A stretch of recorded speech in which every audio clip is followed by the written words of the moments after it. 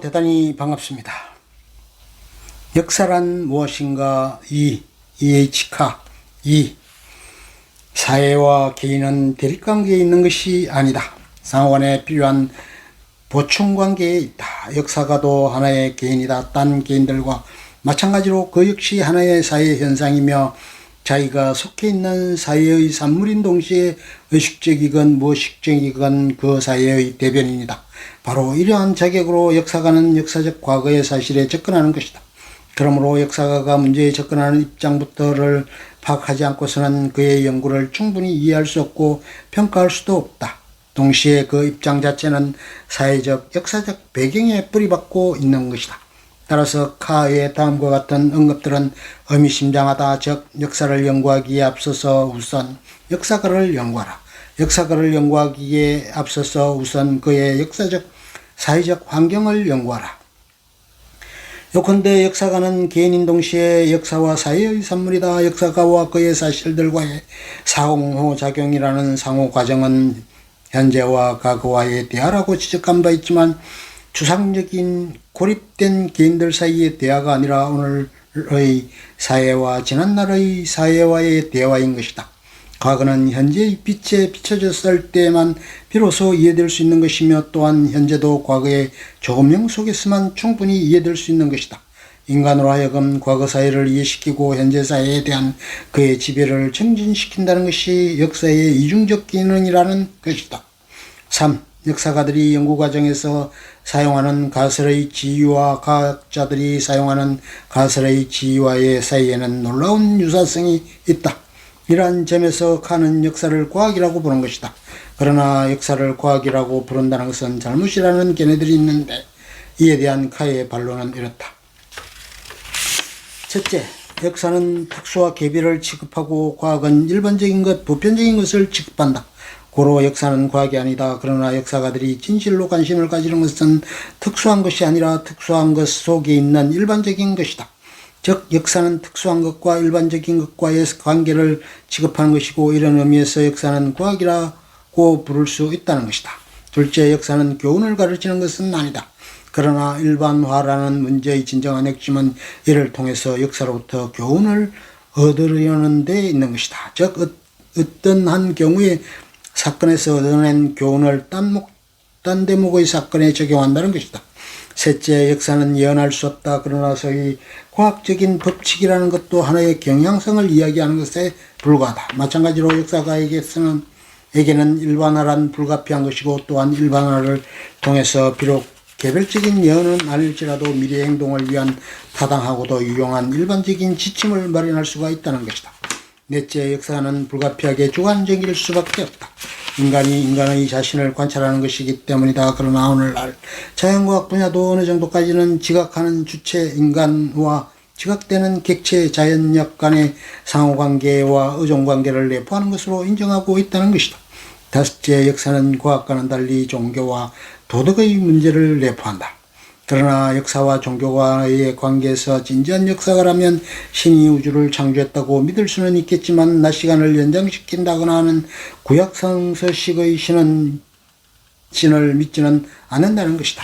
또한 역사와 도덕과의 관계에서 역사가는 과학자와는 달리 취급하는 자료의 성질상 도덕적 판단의 문제 속에 들어가게 되지만 이것이 곧 역사가 가치라고 하는 조역사적인 규준의 지배를 받는다는 뜻이 되지는 않는다는 것이다. 4. 역사 연구는 원인의 연구이다. 따라서 역사가는 많은 원인의 복합체를 취급하게 된다는 것이다. 즉 진정한 역사가라면 자기가 작성한 여러 원인의 목록을 앞에 놓고서는 그것을 질서지어야 하겠다. 제 원인의 상호관계를 결정할 수 있도록 거기에 상호관계를 설정해야 하겠다. 혹은 결국에 가서는 궁극적으로는 어떤 원인과 어떤 종류의 원인을 최종 원인, 즉 모든 원인 중에 원인이라고 보아야 할 것인가를 결정지어야 하겠다는 직업적인 강박감 같은 것을 느끼게 될 것이다. 이것이 주제에 대한 역사가의 해석이다. 결국 역사란 역사적 의의라는 견지에서 행해지는 선택 과정이다. 역사가는 다수의 인과 연세 가운데서 역사적으로 의의 있는 것들을 아니 그것들만을 빼내는 것이다.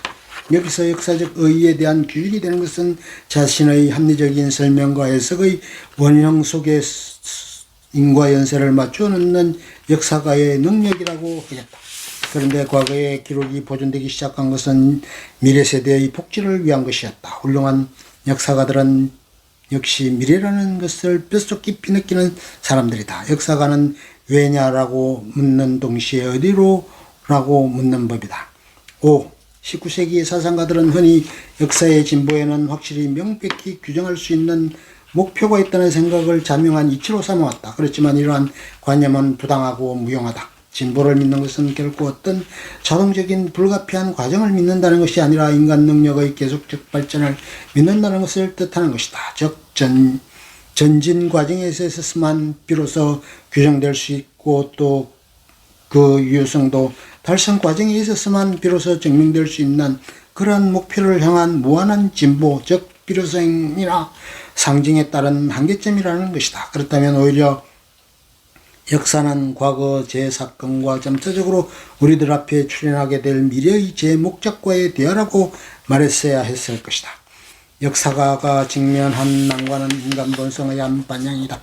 갓 태어난 유아기라든가 아주 고령인 경우는 아마 다르겠지만 인간이란 결코 완전히 환경에 휘말려 들어가 있는 것도 아니고 무조건 환경에 순종하고 있는 것도 아니다. 반면에 인간은 또 환경에서 완전히 독립된 것도 아니고 절대적인 주인도 아니다. 인간과 환경의 관계는 역사가와 주제의 관계이다.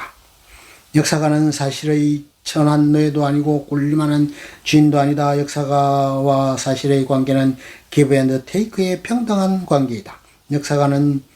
역사가가 실제로 생각하고 쓰고 할 때의 자기 자신의 작업 태도를 조금 더 반성해보면 알 일이지만 역사가는 자신의 해석에 따라서 자신의 사실을 만들어내고 자신의 사실에 따라서 자신의 해석은 만들어내는 연속적인 과정에 종사하고 있는 것이다. 따라서 한쪽을 다른 쪽 위에 올려놓는다는 것은 불가능한 일이다. 역사가는 사실의 일시적 선택과 일시적 해석으로 이 해석에 입각하여 자기 자신과 마찬가지로 다른 사람들도 일시적 선택을 하고 있는 것이지만 출발하는 것이다. 일이 진척됨에 따라 해석도 사실의 선택과 정리도 그 상호작용을 통하여 거의 무의식적인 미묘한 변화를 입게 된다. 역사가는 현재의 일부이고 사실은 과거에 속함으로 이 상호작용은 또한 현재와 과거의 상호관계를 포함하고 있다. 역사가와 역사상의 사실은 서로가 필요한 것이다. 사실을 소유하지 못한 역사가는 뿌리도 없고 열매도 맺지 않는다. 역사가가 없는 사실은 생명도 없고 의미도 없다. 이리하여 역사란 무엇인가에 대한 나의 최초의 대답은 다음과 같은 것이 되겠다. 역사란 역사사와 그 사실 사이에 부단한 상호작용의 과정이며 현재와 과거 사이에 끊임없는 대화이다.